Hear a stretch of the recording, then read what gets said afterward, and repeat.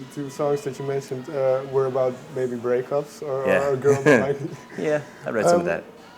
Is it difficult to talk about those things quite openly? I think it's surreal to like write all this music about it, but it doesn't. It is sort of strange when you're like, in the context of music, it feels very easy to me. But then it's like I'm obviously going on stage. I'm not like talking to everyone about my Sure. personal issues, or you know what I mean. But that's sort of what it is. So I think it's always helped that it's usually inspired by numerous experiences in my life, and also just trying to sing the most honest song isn't necessarily the most autobiographical. Sure. You know. Sure. So it's never like super confessional. You know what I mean? Okay. It's not like, and then she did this, and you know, I'm not. It's just never been sort of the way it's. Never gotten in trouble for that. I think. Well, I was going to ask, have you Yeah. heard reactions from maybe past relationships or Yeah, just a couple, but never. I've heard some people have that issue where it's like, this is the breakup album about you. You know what I mean? It's like, but that's never. Okay. That's yeah. Then, well, you have a new single out on the Boulevard. Yeah, yeah.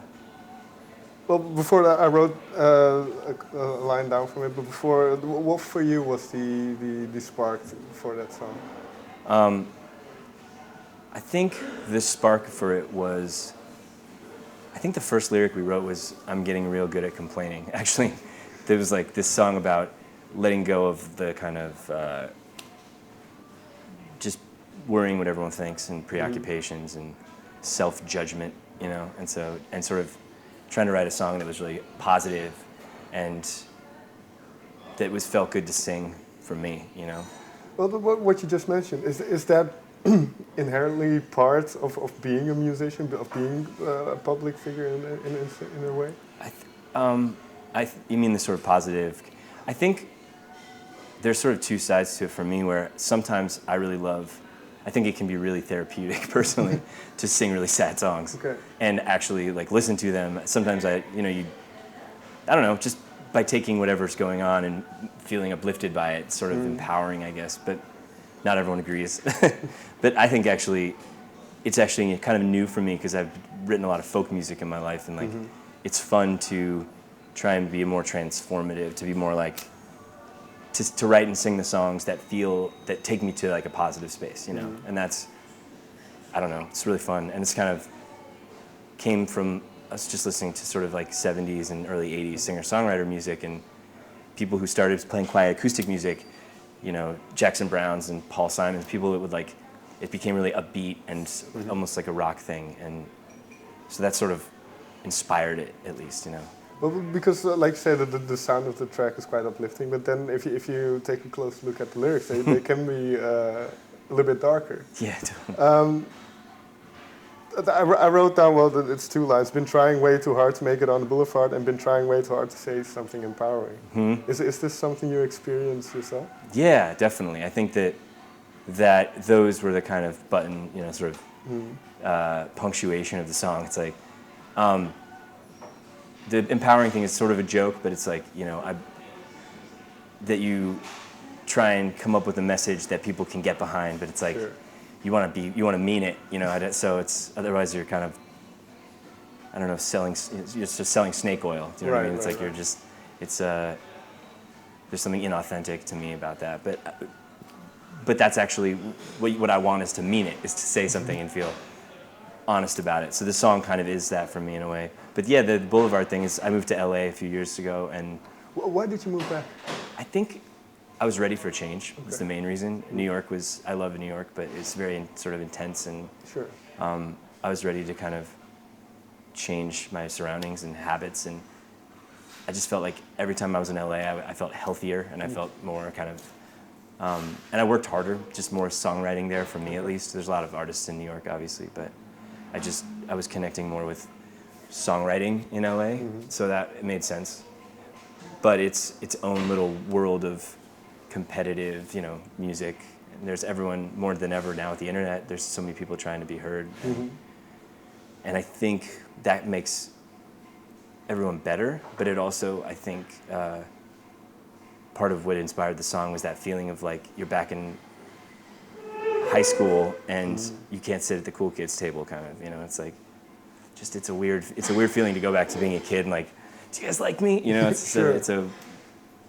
Yeah. So that, and then you find yourself doing things that don't feel honest. It's like, what the heck's going on? Why am I worried about this stuff? Why am I acting this way? Well, that's the thing. An environment like that, does that create a bit of pressure to kind of, well, like you say, to be like, to create something that will please people? And then on the other side, it's difficult not to go down that route. I think, I guess it depends on your goals as a songwriter, and I don't blame anyone. I have a lot of friends who, first of all, I love writing for other people, so and I haven't done a lot of it, but it's fun to get out of your own vision of yourself and just say, what's a good song, and make that song. But I think it seems hard to me when you start worrying about, is this marketable? Are we gonna sell a lot of records? Is, so-and-so gonna even record this? Does it compete with other material? And I feel like that doesn't feel as creative sometimes. Mm-hmm. But it's hard and it's work, and it's, I think more generally,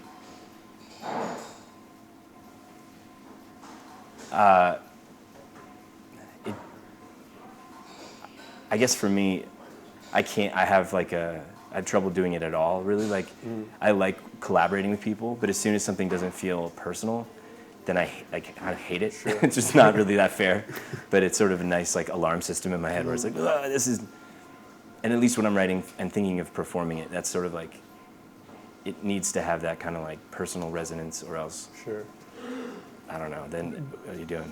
Do you remember the last time those alarm bells went off? I think I think it's natural for them to go off in tiny ways anytime I collaborate. Someone will say something, you'll bring things to the table, and sometimes you hear something and you're like, that's amazing, and I never would have thought of it, and sometimes it's like, no, and I like really bouncing ideas off of people. I wrote myself for years, and so it's been fun actually to bring writing into a more collaborative thing. Yeah, what's one thing you picked up then from working with other people? I think I benefit a lot musically from interacting with other people and their backgrounds musically. They're sort of anything from like the chord choices to like sort of I'll sing a melody and someone will say, what about this instead? And because your instincts, for me, it's like you listen to all this music your whole life, and then whatever comes out of your mouth is sort of a collection of all those ideas. It's nice when someone else is listening and like they can sort of say, what if you take these notes out and sing it here? And like, so it's sort of part of that process is sometimes the ideas they don't feel as personal, but it's like a conversation. So that doesn't freak me out. It's more if I finish a song and then I just don't know what the heck happens, and that hasn't happened thankfully in a long time. Finally then, if you release On The Blvd, yeah, will that become part of an album? Yeah, definitely. I think it's going to be part of an EP. Okay.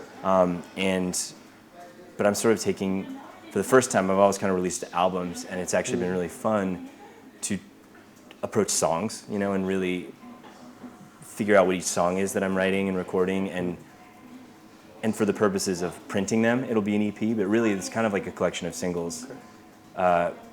And it's not just because of the internet or whatever, it's also just kind of more creative for me right now, where it's like, we can make a song, and maybe I work with the people playing on it, and the producer. It might be just for that song, and sure, it can be its own creative process. Usually it was a 10 to 12 song creative process, and you spend all this money, and then you're like, this is the record, maybe I hope you like it, it's sure, like, sure. And after all that, a few months later you're like ready to make something new, and it's hard to,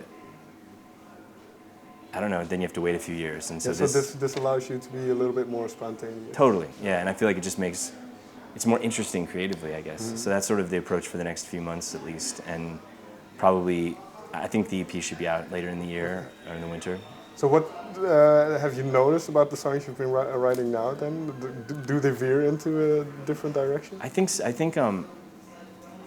there's just a broader range of influence and a general, the last record I made it had a lot of folk in it, and so I think it's been fun to sort of combine the very folky ideas and things from pop or in some cases rock or like world music or soul, or just to not be so careful about it. So there's a kind of excitement. And I think that comes across. I think it's definitely part of the process, but that's definitely where it's just trying to open up the influences a little, I guess. Thank you very much for your time. Thanks so much.